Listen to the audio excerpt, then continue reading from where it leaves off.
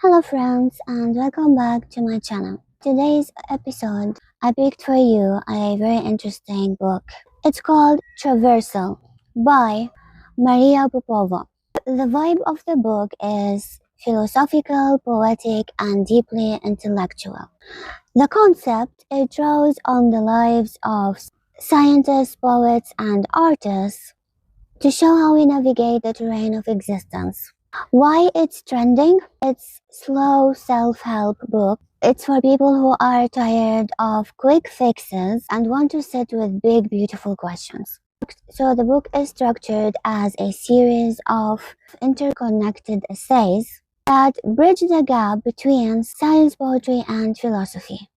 The central metaphor of the book is that life is not a destination or a map, but a continuous crossing of uncharted territory where the goal isn't to arrive, but to remain awake to the journey. So, the key points: web of being, interconnectedness. Popova argues our greatest modern suffering comes from a sense of isolation. She explains that you are not an island, but you are part of a 13.8 billion years old story. How? Well, first of all, we've got the biological continuity. Popova draws on the work of naturalists such as Rachel Carson to show that there is no hard line where you end and the world begins. The atomic level. Every carbon atom in your left hand was likely forged in the heart of a dying star billions of years ago. The symbiotic level. You are comprised of trillions of bacteria that are not you, but without which you cannot live. The core point. When you realize that you are literally made of the universe, the existential dread of being alone starts to dissolve into a sense of belonging. Then she mentions the intellectual ancestry, and this is where Popova's style shines. She maps how ideas travel across centuries. She shows how a thought written by Seneca in ancient Rome might have traveled through a letter to Voltaire and influenced Ralph Waldo Emerson and eventually landed in your mind today to comfort you. The invisible college. She suggests we are part of a long conversation. Current struggles and triumphs aren't new. They are ripples in a pond that started moving long before you were born. The core point. You are never thinking alone. You are traversing a mental landscape shaped by every mind that came before you. The moral obligation of the web. If we are all interconnected, then self-help is actually world help. Popova argues if one part of the web vibrates, suffers or thrives, the whole web feels it. How so? Kindness as a physics. In her view, a small act of kindness or integrity isn't just a good deed. It's actually a structural reinforcing of the entire web of being. So your personal growth isn't a selfish pursuit, it is your contribution of the collective reality. Then she talks about the creative core. Rather than focusing on productivity, Traversal focuses on receptivity. Popova suggests that creativity isn't just making art, it's actually the way we choose to perceive the world. So meaning is not something you find, it is something you build through the quality of your attention. In her book, Mental Hygiene isn't about scrubbing away bad thoughts, it's rather about curating the ecosystem of your mind. Since she believes we are a part of a web of being, what you let into your mind eventually magnifies into your life and the lives of those around you. Here are specific exercises and shifts mentioned in the book to maintain this internal system. For example, the unselfing practice. Popova argues that self-concern is the antidote of wonder. When you are spiraling into anxiety or ego, You are too focused on the I. The exercise: look at something vastly older or larger than yourself. It could be a tree, stars, or a mountain. Force yourself to describe it in detail without using the word I, me, or my. And the goal from this exercise is to move from the individual view to the web view, shrinking your problems by expanding your perspective. Another method is combinatorial meditation, the idea garden, which is Popova believes creativity and mental health are linked.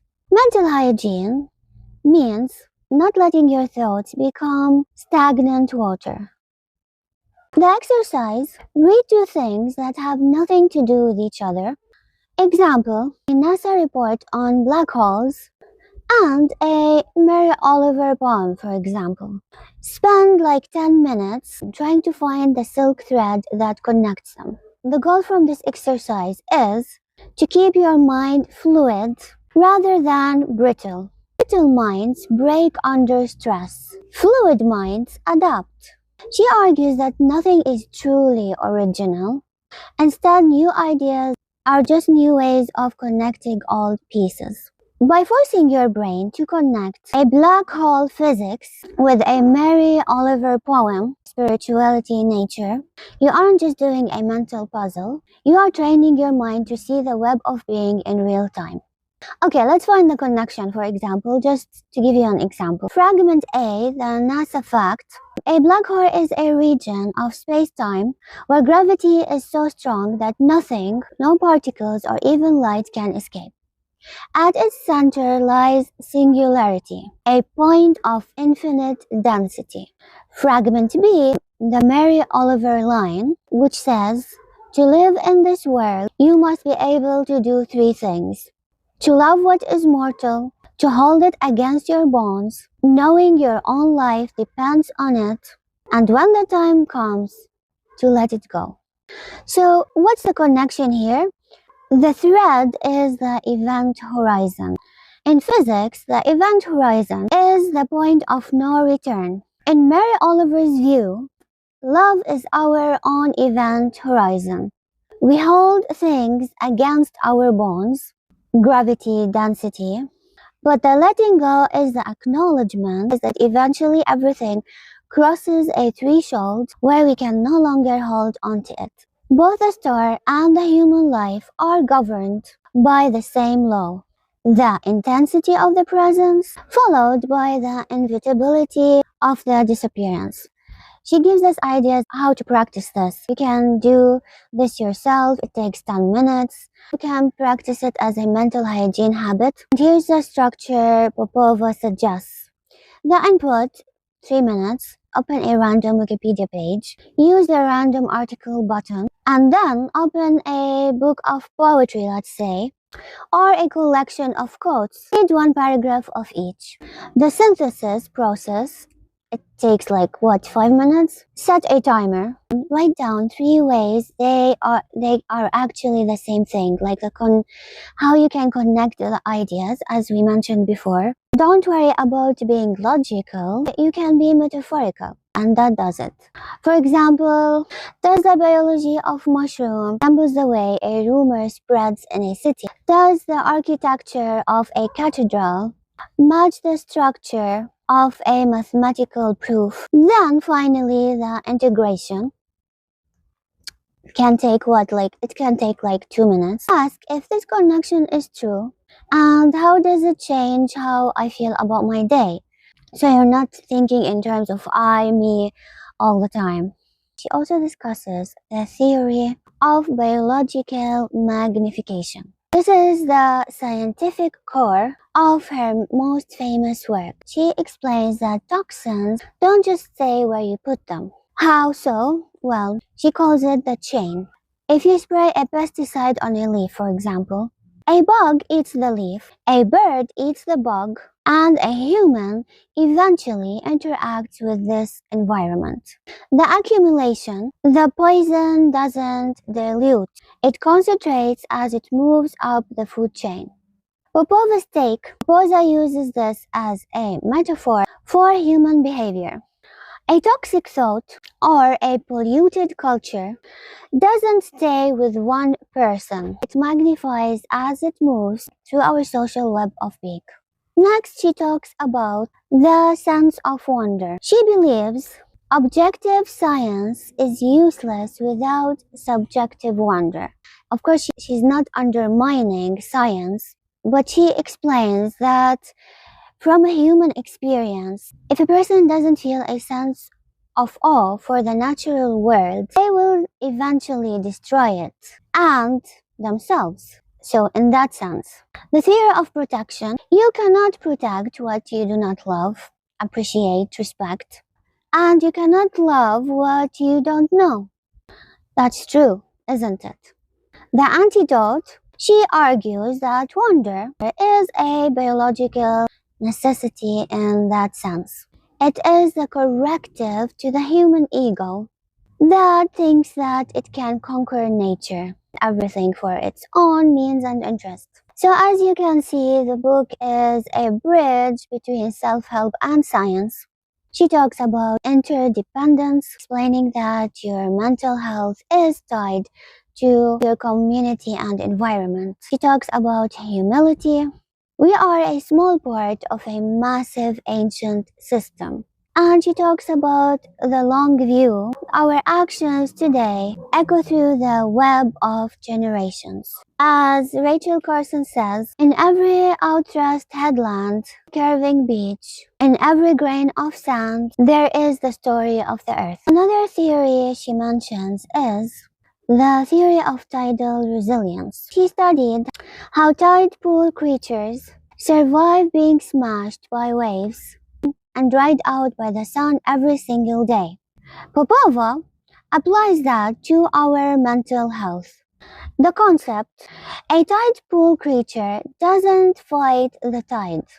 It has evolved to be flexible. It clings when it must and opens when the water returns. The application, emotional resilience, isn't about being a rock that never moves. It's about being a tide pool that can be flooded by a difficult emotion, hold it, and then let it wash out again without losing your core identity. So she clarifies this concept of the deep that versus the surface perspective. She mentions how Carson famously wrote about how even during the most violent hurricane, the deep ocean remains perfectly still and silent. The connection, Popova suggests that our web of being has a deep sea layer. Your surface mind might be a wreck of anxiety, which let's compare it to the storm in this scenario. But your core self, the part connected to the stars and the history of life, as she says, is the deep water. The practice, how can you apply that? When you are overwhelmed, you don't try to stop the storm. You practice diving deeper into the parts of your life that are stable, which could be your values, your breathing, and your connection to others. So how to traverse an internal storm? According to Popova and Carson's combined logic, here is how to approach a bad day. First, acknowledge the tide. Acknowledgement is really important, guys. Like, you can't deal with anything, fix it, improve it without acknowledging it first. So don't judge the emotion. Say the tide is high right now. This is a natural cycle. Check for toxins. Ask, is this feeling mine, or is it a magnified thought I picked up from maybe social media, the news, other people, or maybe someone else's stress? And then find the deep water. Shift your focus from the surface problem to a timeless truth. Example, go for a walk, listen to your favorite song, do any kind of little small activity that makes you grounded again and not in your head so much. So, in the end, start noticing the silk threads connecting you to everything else And next time you feel lost, remember you aren't falling apart. You are just in a traversal. Keep walking, keep wandering, and trust the web that holds you. You aren't a solo pilot. You are a note in a 13 billion old symphony. Go out and play your note. I hope you enjoyed this episode. Till next time, stay well. See you.